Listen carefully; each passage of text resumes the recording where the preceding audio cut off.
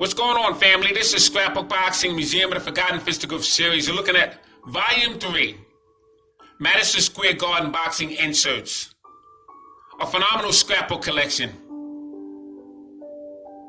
My dad and I put this together in about 3.5 months. And we were really dedicated to this book because we wanted to do it the right way. We left no stones unturned. Every single fighter from 1920s to 1962 is in the scrapbook collection. Every last one of them. Hall of Famers, world champions, contenders are in this scrapbook. It's about 100 pages.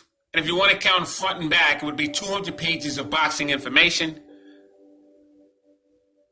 of the fighters who passed through Madison Square Garden. It's actually phenomenal as I take a look at this. It took us about 3.5 months to complete this. Like I said, we left no stones unturned. And I'm actually proud of this book. Now, I left off with Carl Bobo Olsen. Carl Bobo Olsen was from Hawaii, Honolulu. He became middleweight champion in 1953 in an elimination tournament with Randy Turpin. And he would defeat Randy Turpin. Ray Robinson in 1952 would face Joey Maxim at the Polo Grounds. And he couldn't continue for the 14th round. You see, his potassium ran out of his body. He moved up to the light heavyweight division. And he wanted to face Joey Maxim, who was the champion. So they would face each other at the Polo Grounds in 1952. And the thing is, Ray Robinson had won the World Middleweight Championship belt from Jake LaMotta in 1951. It was called the St. Valentine's Day Massacre. It was a 15-round scheduled fight, lasted 13 rounds. And Ray Robinson was throwing combinations basically the entire fight. Jake LaMotta and Ray Robinson have faced each other 6 times. Ray Robinson won 5, and Jake LaMotta won 1. He defeated Ray Robinson in 1943. 3 weeks later, Ray Robinson would defeat Jake LaMotta. They would first face each other in 1942. So in 1951, they would meet, and Ray Robinson would become the middleweight champion of the world. Now, he would face Randy Turpin in England the same year, 1951, after facing 5 of their opponents. 3 different countries, and he was living a nightlife, had an entourage, a masseuse, a tailor, a midget. And he would face fighters such as Hans Stretch, Gerhard Hetz, which was a controversial fight. And Ray Robinson would lose to Randy Turpin in 15 rounds. He would have an immediate rematch at the Polo Grounds. And the fight was almost going to be stopped against Ray Robinson because of a cut that he would suffer. And the referee was Ruby Goldstein. And he said, Ray, this is the last round. If you don't get him in the next round, that's it. I got to stop the fight. So Ray Robinson would come out and he would drop Turpin. Turpin would get up. Ray would take him to the middle of the ring and work him over until he got him against the ropes. And that's where Turpin stayed the remainder of that fight. Ruby Goldstein, after seeing and witnessing combinations from head and body and head, he had enough and he stopped the fight.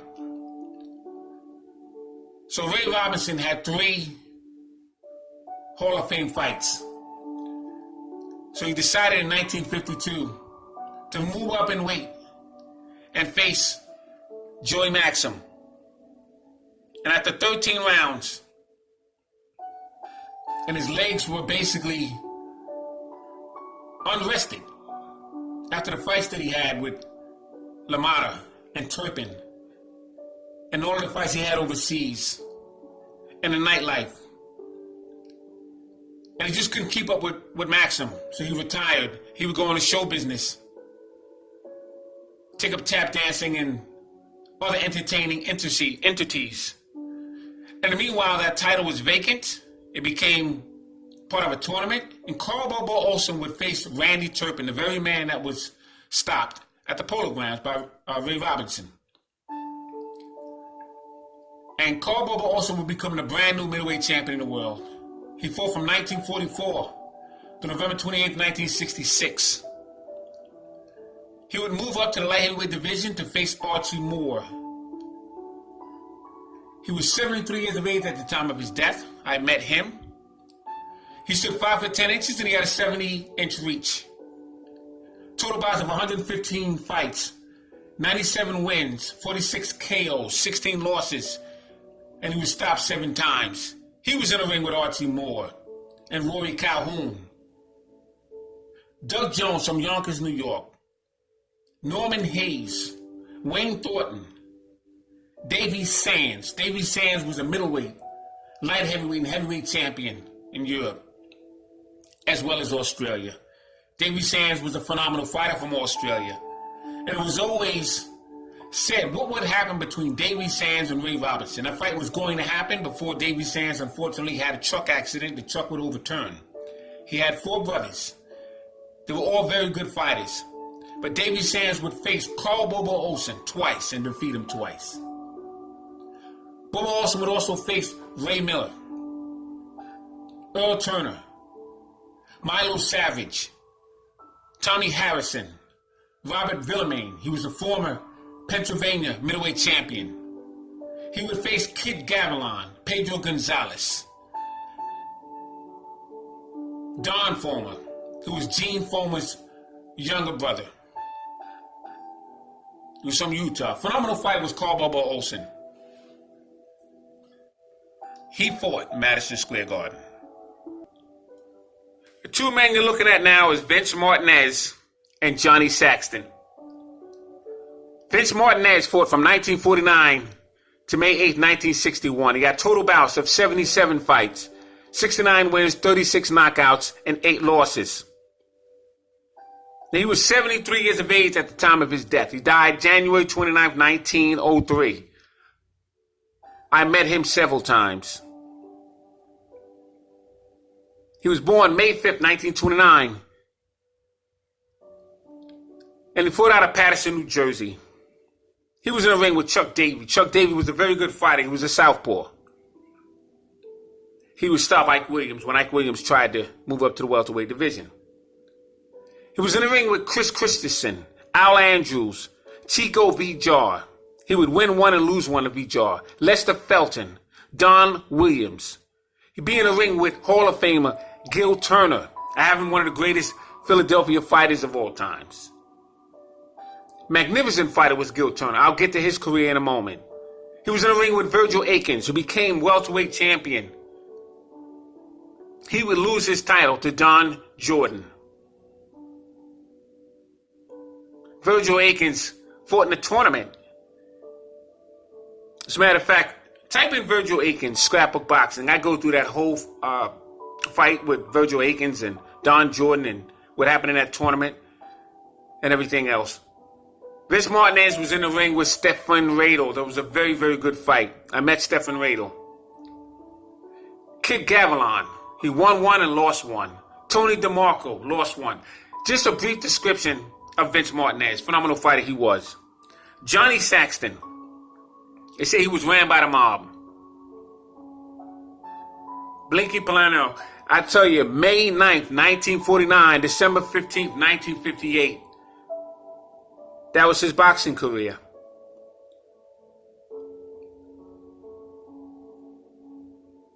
And he was born July 4th, 1930 in Newark, New Jersey. He stood 5'9", 71-inch reach. Had a total fight career. 66 wins, 66 total bouts, if I'm correct. I believe that's what his total bouts was. I think he had 55 wins. I know he had 21 knockouts, 9 losses, and he was stopped around between 4 and 5 times. I'm not accurate on that. I believe it might have been 5 times he was stopped. I know he was knocked out by Carmen Basilio and Tony DeMarco. But he would face Tony DeMarco April 5th, 1955 at the Boston Garden. He'd be in a ring with Lester Felton, March 14th, 1952. Raul Perez, December 12th, 1952, Madison Square Garden, both fights. Luther Rollins, Carmen Basilio, Gil Turner, Kid Gavilan, Del Flanagan, Johnny Bratton, Raymond Fuentes, Tony DeMarco, Wallace Bud Smith, who wound up becoming a champion. He would defeat Jimmy Carter. And Joe Brown would defeat Bud Smith for the lightweight championship belt. Johnny Saxton would also be in the ring with Freddie Dawson, Joe Maselli, Joey Giardello, who was middleweight champion of the world. He was born in Cherry Hill and he would move to Philadelphia. Saxton would be in the ring with Johnny Bratton, phenomenal fighter from Chicago, outstanding welterweight he was. Ralph Tiger Jones would give Ray Robinson fits during his comeback trail and he would defeat Ray Robinson. But he was a very good fighter from Yonkers. Saxton would also be in the ring with Willie Green. So that's a brief description of Johnny Saxton. Phenomenal fighter he was. He was also a fighter who fought out of Madison Square Garden. So salute to Vince Martinez and Johnny Saxton. Saxton was a former welterweight champion 2 times. Anyone who knows me knows that I have a great deal of respect for Gil Turner. Gil Turner is a phenomenal Philadelphia fighter. Was a welterweight and middleweight. He came to fight. One of the greatest fights in boxing history in the welterweight division was between Gil Turner and Kid Gavilan. Phenomenal fight that was. Unbelievable. But Gil Turner fought from May 1st, 1950 to November 20th, 1958. He was born in Philadelphia, Pennsylvania. May 13th, 1996 was when he passed away. He was 65 years of age at the time of his death. He was a welterweight who stood 5 foot 8 inches and had a 69-inch reach. He had total bouts of 77 fights, 56 wins, 35 by knockout. He had 19 losses, and he was stopped 4 times himself. One of those fights he was stopped by was Kid Gavilan. And he'd be in the ring with Ray Drake and Joe Maselli, Charlie Scott, Gene Foreman. Now, he would face Gene Foreman twice. He would win 1 and lose 1. Rocky Castellani, another very good fighter. Castellani was some fighter. He was in the ring with Bobby Dykes. Bobby Dykes was another good fighter. He was from Texas. He was in the ring with Del Flanagan, Kid Gavilan, Ike Williams, Bernard Dukeson. Bernard Dukeson had a brother by the name of Maxie Dukeson. They were from Louisiana. 2 very good fighters for the Dukeson brothers. Turner was in the ring with Bo Jack, former lightweight champion of the world. Charlie Fusari, that was Ray Robinson's first title defense in 1950. I know because the referee in that fight was Paul Cavalier, a trainer of mine, very good friend of mine. R.I.P. to him. He had a brother by the name of Art Cavalier. And they were trainers at Lenny Shore's boxing gym.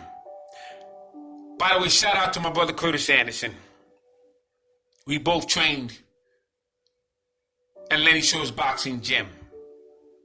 Quick side note, Curtis Anderson is a phenomenal boxing researcher, enthusiast, historian. Very rare you meet someone who understands the game as well as you do. And I can say that Curtis Anderson, he understands the game very well. So support Curtis Anderson. Salute to the brother. But Gil Turner was in the ring with Joey Giamba, Gene Foreman, a fighter by the name of Gerhard Sugar Hart. His name is Gernot Sugar Hart. They call him Gerhard Hart. That's what they called him in the gym. But Garnett Sugarheart was his actual name, and they said he looked like Ray Robinson. Stephen Radel, Ralph Dupas, Isaac Logard. He was a very good Cuban fighter. Raymond Fuentes. I can tell you anything about every single fighter I just mentioned, from head to bottom, because I respect the game that much. He was also in the ring with Yama Bahama. He fought Stephen Radel at Madison Square Garden, Gene Foreman, Madison Square Garden. He was in the ring with Isaac Logard at Madison Square Garden, Joey Giambra at Madison Square Garden, Mickey Crawford. All these fighters he fought at Madison Square Garden. So salute to Gene, Gil Turner. Very, very good fighter he was. And he's to your left. To your right, you have Jerry Dyer. Jerry Dyer was a fairly good prospect. Very good fighter he was. He fought from December 18th, 1948 to August 8th, 1955. He was born September 22nd, 1929 in South Africa. He died September 8th, 1985. He was 55 years of age at the time of his death. He was a welterweight at total fights of 50 fights, 40 wins, 22 knockouts, and 8 losses. He had 5 knockouts and 2 draws. He was in the ring with Randy Sandy, November 2nd, 1951, and November 1st, 1963. I know this like the back of my hand. Chuck Davey, April 7th, 1954. Dick Tiger, he lost to him, and Paul Wilbur.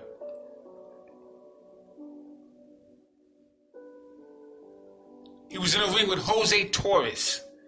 Jose Torres became the light heavyweight champion when he would defeat Willie Pastrana. And what's ironic about that is both Jose Torres and Willie Pastrana was in the same stable with Floyd Patterson. And Customato was their trainer. Dyer was also in the ring with Peter Mueller. Remember when he fought Laszlo Papp? Laszlo Papp was the only 3-time Olympic champion. Phenomenal fighter with these men that I'm mentioning. He fought Peter Mueller June 12th. Unbelievable. Very good fighters. They all fought at Madison Square Garden. Next 2 fighters we're looking at is Randy Sandy, who's to your left, and Cody Wallace, who's to your right.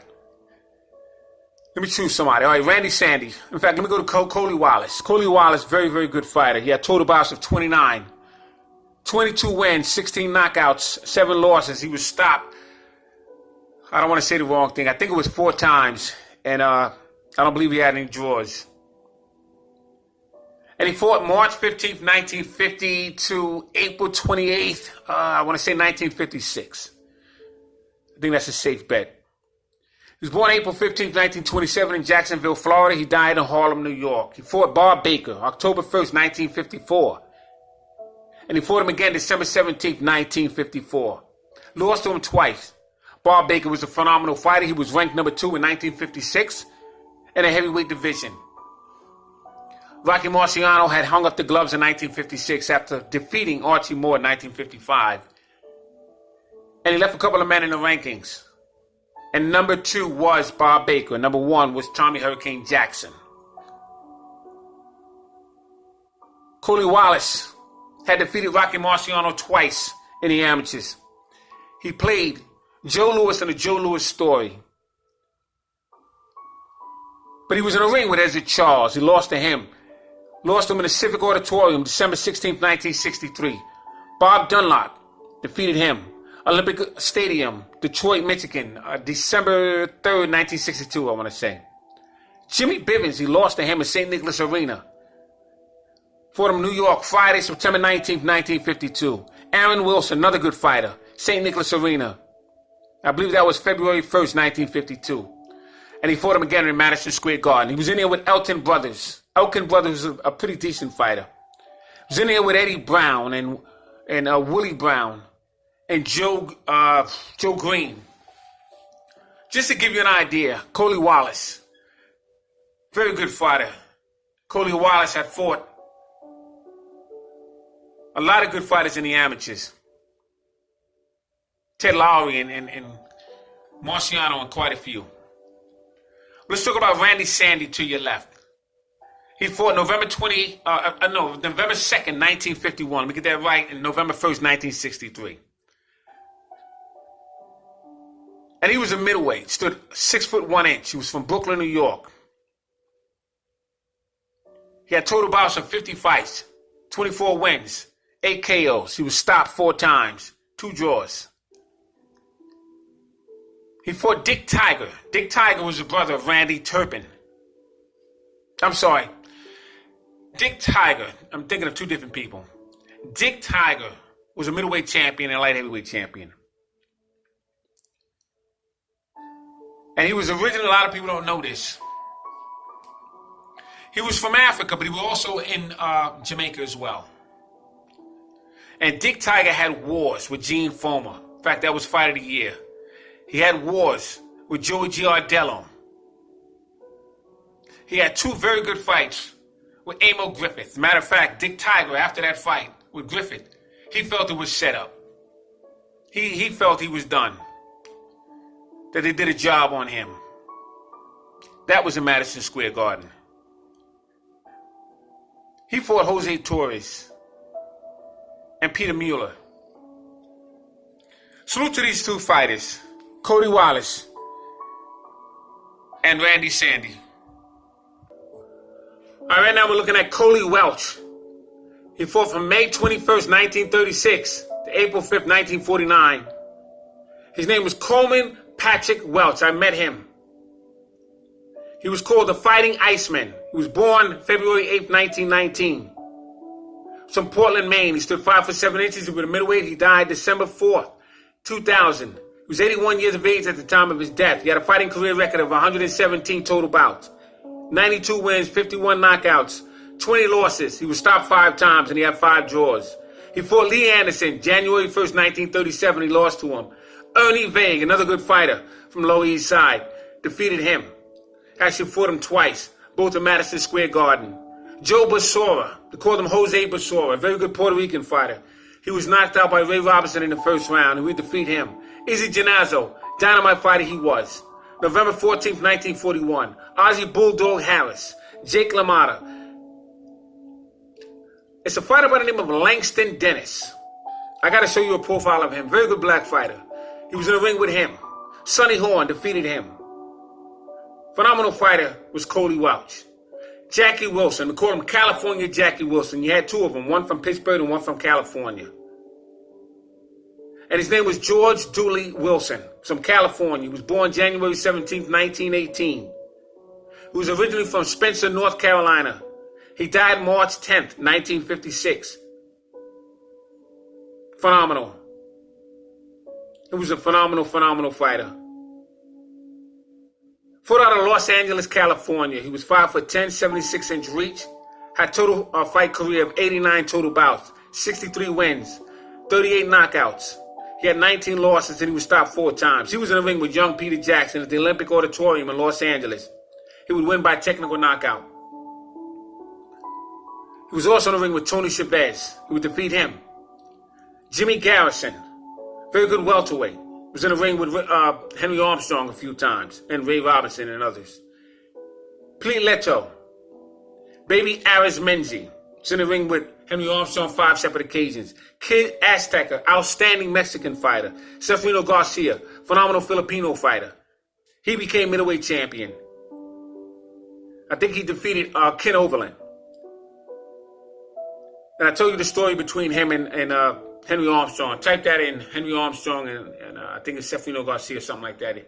I'll go through that fight with you. 1940, George Blake was the referee. And he basically robbed Henry Armstrong. They're unbelievable. Fritzy Zivic. Fritzy Zivic was a very, very good fighter as well. We're going to get into him. Phenomenal fighters. Jackie Wilson and Cody Welch were. They fought Madison Square Garden. Now, Fitzy Zivic, phenomenal fighter he was. Interesting fighter. And his name was John Henry. Henry John Zivic. It's a total bout of 233 fights, 158 wins, 82 knockouts, 65 losses. He had 4 brothers, Pete Zivic and a bunch of them. They were all good fighters. Eddie Zivic and, he was born May 8th, 1913 in Pittsburgh, Pennsylvania. He was a welterweight. Had his professional debut against a fighter by the name of Al Ragnar. Fought him at the Madison Square Garden. That's in Pittsburgh, Pennsylvania. Defeated him by knockout. And he was in a ring with Jimmy Leto and Lou Ambers and Johnny Jadek. Johnny Jadek was a junior welterweight champion. Phenomenal fighter he was. Tony Falco, Chuck Woods, Sugar Ray Robinson. He was also in the ring with Sugar Ray Robinson and Coco Cade and Fritzy Zivic. Excuse me. And Fritzy Zivic was in the ring with Henry Armstrong in 1940 and 1941. In fact, he took Armstrong's welterweight championship belt October 4th, 1940. And he became welterweight champion of the world. The only brother who won a world title. Jimmy Edgar. He was in a ring with really, really good fighters himself, but he fought in Madison Square Garden against Jake LaMotta. And I just got to tell you, so far so good, man. These are great fighters I'm showing you. I'm going to hit you with 2 more fighters, and I got to get going. My schedule is very hectic. So let's take a look at Henry Armstrong.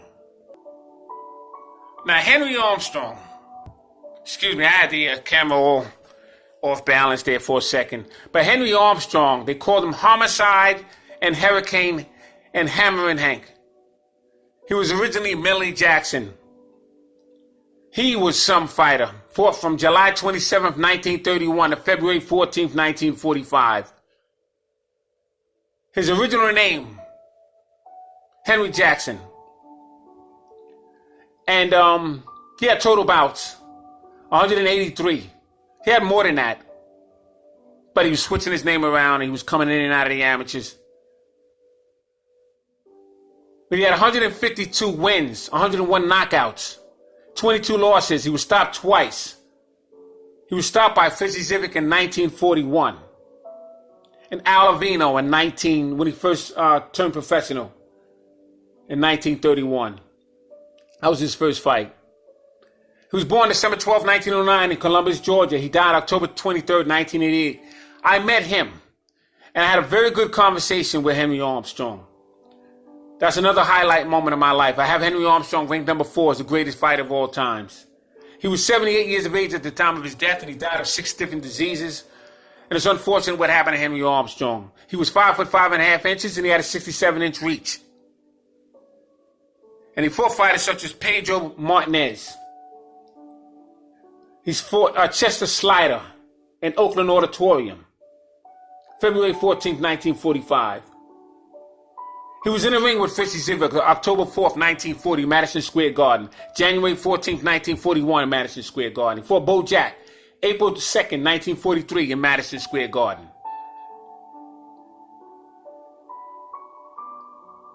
I mean, he was something else. He was in the ring with Sammy Engot, June 11th, 1943, Madison Square Garden. Sugar Ray Robinson. When did he fight Ray Robinson? I think it was August 27th, 1943. I believe that's when it was. Because Ray Robinson was in the ring with a lot of fighters in 43, as was Armstrong. Armstrong was in the ring with Bo Jack as well. But I got to tell you, Bo Jack, my number 4 rated fighter of all time. Let me get to one more fighter, and that's going to be it for this particular video. We're going to look at Kid McCoy. Now, Kid McCoy was a pretty decent fighter. You know, there's not much I can say about Kid McCoy. He only had 9 fights, and they were all in Madison Square. And I think he had like 12 fights, but 9 of them were in the Madison Square Garden, but it was in Phoenix. It wasn't in New York. So he was a decent fighter. We get one more fighter in there. His name is Jimmy Carter. He fought from January 20th, 1947 to April 1st, 1960. Very good friends of my father. I knew so much about Jimmy Carter. Jimmy Carter used to come around Harlem, 106th Street. My grandfather lived over there, and my grandfather used to run the numbers. And Jimmy Carter used to see a girl by the name of Lulu Bell. And my grandfather called him upstairs one day when he was coming in the building and said, I need to see you upstairs. And everybody knew who my grandfather was.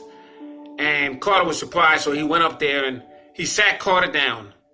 And he said, he offered him a glass of wine. Carter said, no, thank you. Little did Carter know that was somewhat of a test. And he said, Jimmy, I got to ask you a question. I understand you're fighting Ike Williams. He said, yes, sir. Can you beat Ike Williams? He said, I'm going to beat Ike Williams. He said, you don't understand. I got a lot of money riding on this. Are you going to defeat Ike Williams? And he says, I'll knock him out. He said, that's all I need to know. And my grandfather stuck with that story until he passed away. Jimmy Carter was something else. My father was very good friends with him, and he can vouch for it. He was something else, was Jimmy Carter. He was born James Walter Carter, December 15th, 1923. He died September 21st, 1994. I met him. Very nice man. He was 70 years of age at the time of his death. He was a lightweight who stood 5'6", and he had a 68-inch reach. And he was in the ring with fighters such as Patty DeMarco. As a matter of fact, he lost to Patty DeMarco. He would lose his championship belt. And he would defeat Patty DeMarco in a rematch. He fought fighters such as Don Jordan and Orlando Zulueta and Glenn Flanagan, Carlos Chavez, I'm trying to think of these guys, Charlie Riley, Eddie Chavez, Tommy Collins. Real quick, Tommy Collins, why they made the standing 8 count and the 3 knockdown rule was because of Tommy Collins. Tommy Collins was knocked down 8 times by Jimmy Carter.